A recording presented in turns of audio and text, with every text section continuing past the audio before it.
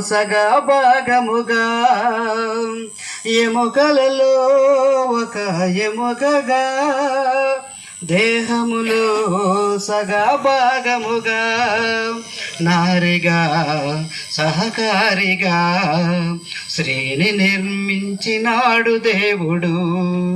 నారిగా సహకారిగా స్త్రీని నిర్మించినాడు దేవుడు. వివాహమన్నది పవిత్రమైనది, ఘనుడైన దేవుడు ఏర్పరచినది. ఒంటరిగా ఉండరాదని, జంటగా ఉండమేలని. ఒంటరిగా ఉండరాదని, జంటగా ఉండమేలని. శిరస్సుగా నిలవాలని పురుషుని నియమించినాడు దేవుడు.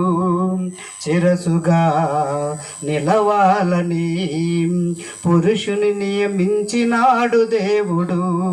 వివాహమన్నది పవిత్రమైనది, ఘనుడైన దేవుడు ఏర్పరచినది. దేవునికి అతి ప్రియులుగా ఫలములతో వృద్ధి పొందగా. దేవునికి అతి ప్రియులుగా ఫలములతో వృద్ధి పొందగా. వేరుగా ఉన్నవారిని ఒకటిగా ఇలా చేసినాడు దేవుడు. వేరుగా ఉన్నవారిని ఒకటిగా ఇలా చేసినాడు దేవుడు.